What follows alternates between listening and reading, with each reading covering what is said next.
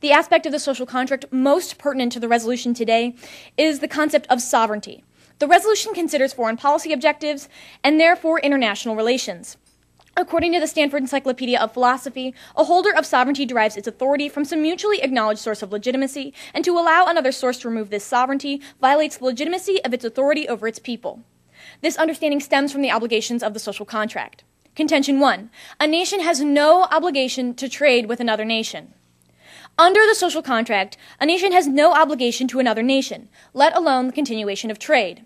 According to the Law of Nations by Emmer de Vattel, published for the first time in 1758 and the basis for modern international relations and law, a nation ought to decline any commerce which is disadvantageous or dangerous, since her duties to herself are paramount to her duties to others. Each nation is, in her own part, the sole judge. She may embrace or reject any commercial proposals from a foreign nation without affording them any just grounds to accuse her of injustice, or demand a reason for such refusal, much less make use of compulsion. She is free in the administration of her affairs. The obligation of trading with another nation is in itself an imperfect obligation, and gives them only an imperfect right, so that in the case where commerce would be detrimental, the obligation is entirely void. A nation has no moral obligation to trade with another nation, and to force a nation into commerce which is disadvantageous or dangerous violates the sovereignty of a nation as well as the social contract that nation has with its own citizens. Contention 2. Without sanctions, a nation is consciously adding to the capital of a damaging nation. Through the study of international relations and history, it is found and often said that there is no neutrality in war. This position stands true with economic sanctions. A nation is forced to choose between continuing trade and ending it. If trade were to continue, then a nation is supporting as well as funding the activities of a nation which is detrimental to the sanctioner.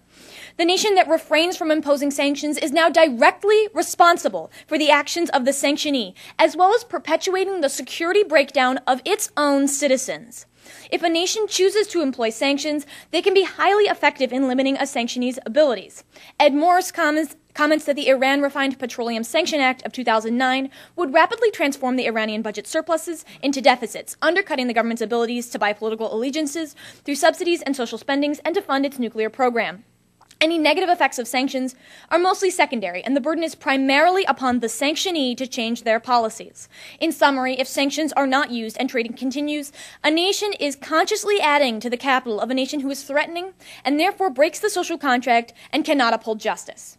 Okay, moving on to the affirmative side. My opponent's value is that of justice, as is mine, so that will go unattacked throughout the debate and be the value for the round. My opponent's value criterion is that of the protection of human rights. The problem with my opponent's value criterion is that it is not a proper value, weighing mechanism for the round. That is the point of a value criterion. In the affirmative world, when we do not use sanctions, then the nation, as I talk about in my second contention, is consciously funding a nation that is a threat. Therefore, it is perpetuating the chances and, in fact, the actualization of human rights violations of its own people, which is where its obligations lie. While in the negative world, unfortunately, sanctions can cause the death of some innocent civilians, but obviously with the use of humanitarian aid and the not sanctioning of goods like food and medical and water supplies, those deaths can be kept to a minimum. My opponent's first contention. So we also looked at the value criterion of the social contract theory for the round because it gives us a weighing mechanism for when those human rights are in conflict, who's to look to.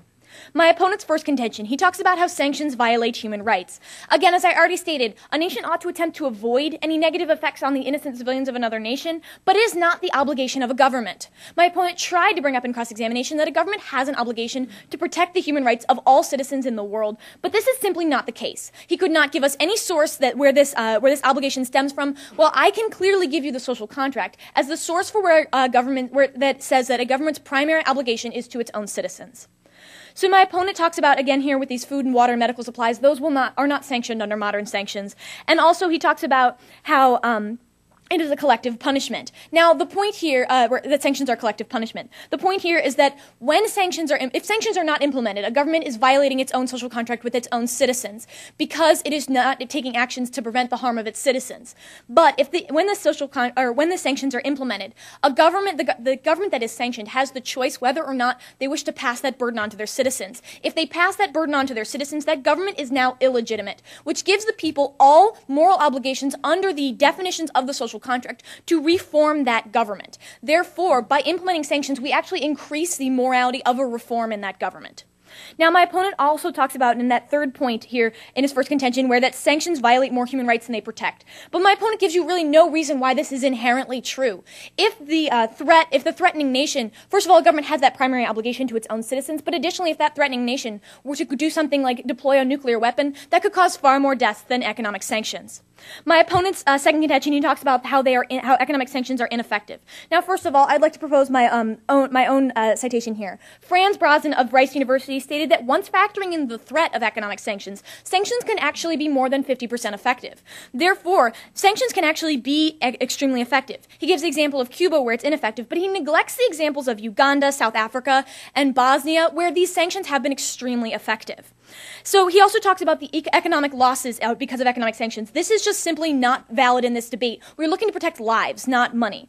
And my opponent's third contention, he talks about how they target civilians. But again, if you look to my definition of sanctions, the governments are attempting to change a policy, not specifically target the citizens. He talks about rally around the flag, but with the case of Uganda, the citizens unite around the flag, not their leader, and remove their illegitimate leader. Thank you. I now stand open for cross-examination.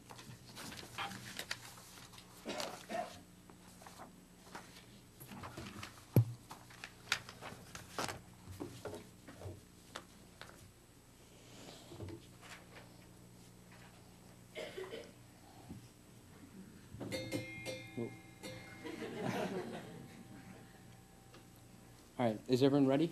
Mm-hmm. Okay. Is it ensured that a government will act justly under the social contract theory?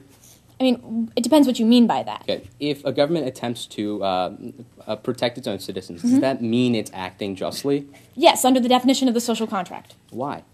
Like, what if the government takes an unjust action the in moral order to obligations protect its citizens? of the government is to protect its own citizens. Therefore, by fulfilling that moral obligation, that government has achieved justice. Okay. What if we use an unjust means to do so, like torture? I mean, what do you mean by that? What if the recent situation in Guantanamo Bay a few years ago? What if we do something like that in order to protect our own citizens? Are we still acting justly? There are certain limitations on what a government can do. There are other standards by which we have to view justice. No, not necessarily. I mean, there are certain limits, but the limits do not include what we're discussing in this debate. Why not? Because, as I was saying, with your value criterion of the protection of human rights, the violations are going to occur in either world. So, because of that fact, a government is allowed to act in order to protect its own citizens here, and the fact that a government has no moral obligation to the citizens of another nation. Okay, let's talk about that then. Why does a government have no moral obligation to other citizens? Do we have an obligation, for example, to prevent genocide in other countries? I would argue that no, a government has no moral obligation to prevent genocide. They may choose to do so because it may end up in a better world, but the point here is that a government doesn't have a moral obligation to it. That is a choice. Okay. Now let's look to your first contention, where you talk a lot about these obligations. Yes. You say it's disadvantageous for us to continue to trade, correct? Yes. Why is that the case? Because trade is the money that goes through trade ends up eventually reaching the government, whether it be through taxes or tariffs or other situations. So, by trading with the country, we're supporting their businesses and their people, correct? It depends, but yes. Now, how does that translate necessarily As to I support said, for their government? Through taxes and tariffs. That money goes to the government. Obviously, the government has to make a money in some way, and that money goes to the government. Even if you look to the situation of like income tax, especially, like any money that's made by the citizens ends up being taken by the government also. They have to have a way to fund themselves, and they do that through their people. Okay. Now, you also said in your second contention that these policies are effective at discouraging negative behavior, correct? What do you mean by discouraging? Like, I don't think I ever said discouraging, okay. but they're effective at some sort of like regime change. Yes. Okay. But isn't 50% quite a low effectiveness rate, even if you factor in the threat of sanctions? No, I would argue it's not. You can never have a 100% effectiveness rating, especially in situations like foreign policy. There's so many different variables; it's impossible to predict. Okay. 50% is a good chance, I would argue, in especially when used in conjunction with other diplomatic tools. Okay, that'll be all.